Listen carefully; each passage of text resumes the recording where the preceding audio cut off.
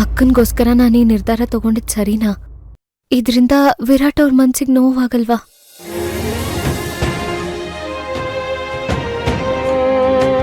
ಖಂಡಿತ ಆಗತ್ತೆ.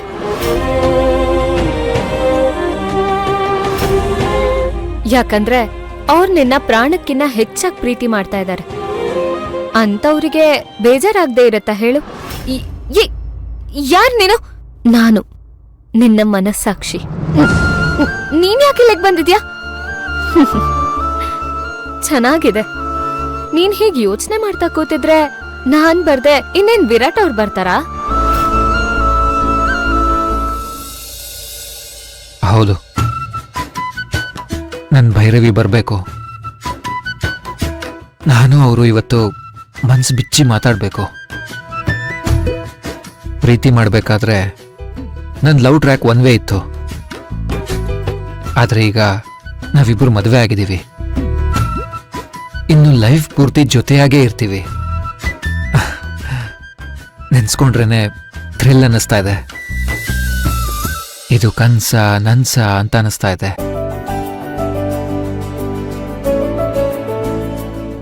Bhairavi, I love you so much.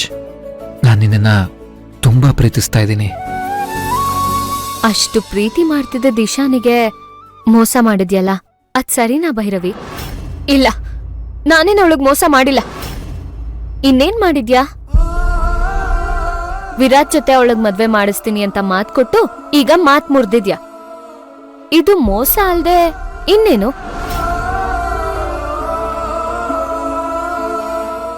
ಅದು ಅದು ನನ್ ಕೈ ಮೀರಿ ನಡ್ದು ಹೋಯ್ತು. ಆ ಪರಿಸ್ಥಿತಿಲಿ ನನಗೇನ್ ಮಾಡ್ಬೇಕು ಅಂತ ಗೊತ್ತಾಗ್ಲಿಲ್ಲ. ಅಕ್ಕನ್ ಜೀವನ ಕಾಪಾಡ್ಬೇಕು ಅನ್ನೋದಷ್ಟೇ ನನ್ ತಲೆಲಿದ್ದಿದ್ದು. ವಿರಾಟ್ ಅವ್ರ ಬಗ್ಗೆ ಆಗ್ಲಿ ಈಶಾನಿ ಬಗ್ಗೆ ಆಗ್ಲಿ ಯೋಚನೆ ಮಾಡೋ ಪರಿಸ್ಥಿತಿಲಿ ನಾನು ಇರ್ಲಿಲ್ಲ. ನಿನ್ ಪರಿಸ್ಥಿತಿಗೋಸ್ಕರ ಅವರಿಬ್ರು ಜೀವನದಲ್ಲಿ ಆಟಾಡೋದು ಎಷ್ಟು ಸರಿ ಭೈರವಿ? ಒಬ್ರು ಜೀವನ ಕಾಪಾಡಕ್ ಹೋಗಿ ಇಬ್ರು ಜೀವನ ಹಾಳ್ ಮಾಡೋ ಮುನ್ನುಡಿ ಬರ್ದಿದ್ಯಾ. ಇದು ನ್ಯಾಯನಾ? ಇದು ನ್ಯಾಯನೋ ಅನ್ಯಾಯನೋ ನನಗೆ ಗೊತ್ತಿಲ್ಲ. ಆದ್ರೆ ನಾನು ಅವ್ರನ್ನ ಮನಸ್ಫೂರ್ತಿಯಾಗಿ ಲವ್ ಮಾಡ್ತಾ ಇದ್ದೀನಿ. ಇಷ್ಟು ದಿನ ಅವ್ರು ನನ್ನ ಪ್ರೀತಿನ ಒಪ್ಕೊಳ್ಳಿಲ್ಲ.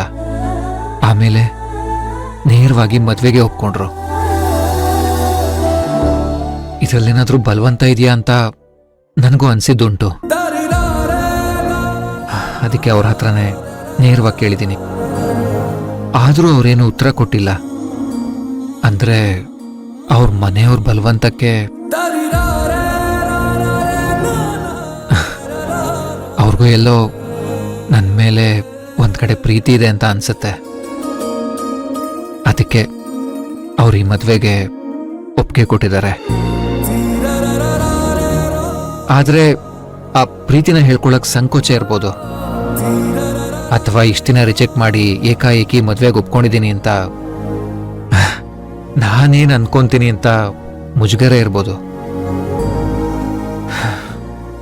ಅದೇನೇ ಇದ್ರೂ ಹೋಗ್ತಾ ಹೋಗ್ತಾ ಎಲ್ಲ ಸರಿ ಹೋಗುತ್ತೆ.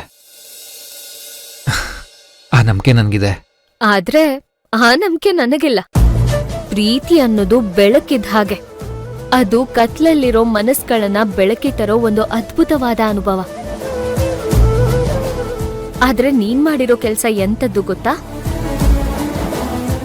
ನಿಮ್ಮಕ್ಕನ್ ಜೀವನನ ಕತ್ಲಿಂದ ಬೆಳಕಿಗೆ ತರೋ ಸಲುವಾಗಿ 2 ಹೃದಯಗಳನ್ನ ಬೆಳಕಿಂದ ಕತ್ಲಿಗ್ ದೂಡಿದ್ಯಾ. ತಪ್ಪು ಮಾಡ್ಬಿಟ್ಟೆ ಭೈರವಿ, ನೀನು ದೊಡ್ಡ ತಪ್ಪು ಮಾಡ್ಬಿಟ್ಟೆ.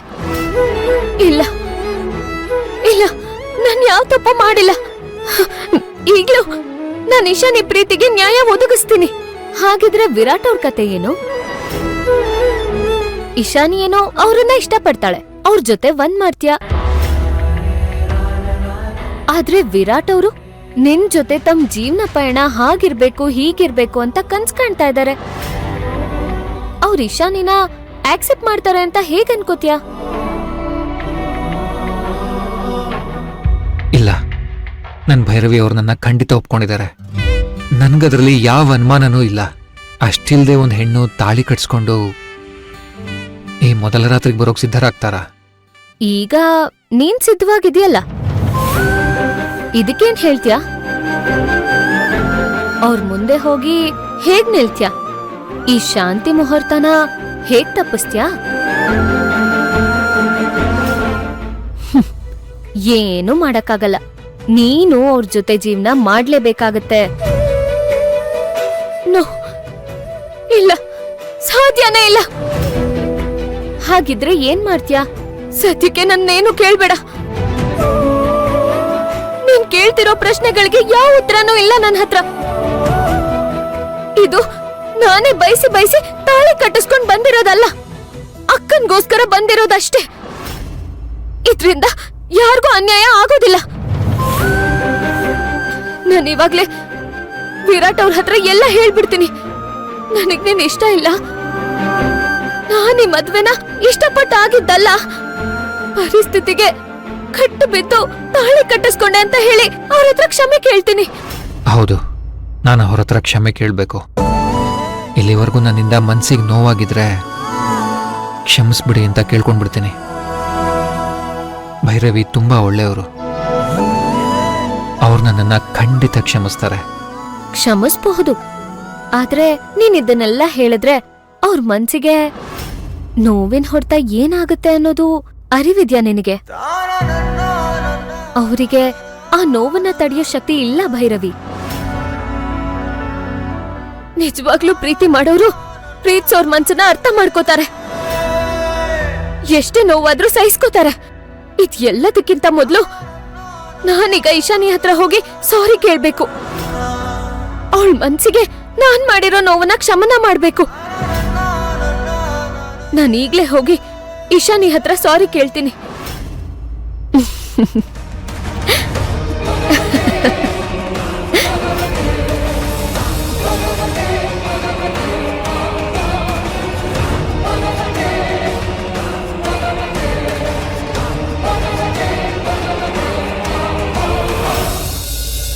ಇವತ್ತಿನ ದಿನ ನಮ್ಮಿಬ್ಬರ ಜೀವನದಲ್ಲೂ ಇಬ್ಬರಿಗೂ ನೆನಪಿರ್ಬೇಕು.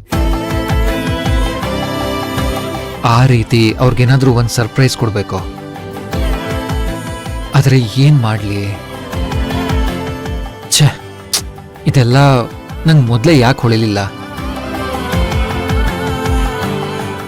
ಇಟ್ಸ್ ಓಕೆ, ಸರ್ಪ್ರೈಸ್ ನಾಳೆ ಬೇಕಾದ್ರೂ ಕೊಡ್ಬೋದು.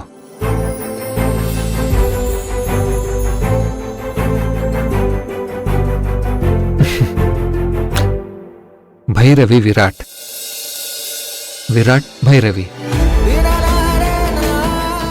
ಇಷ್ಟು ಬೇಗ ನಾವು ಒಂದಾಗ್ತೀವಿ ಅಂತ ಅನ್ಕೊಂಡೇ ಇರಲಿಲ್ಲ.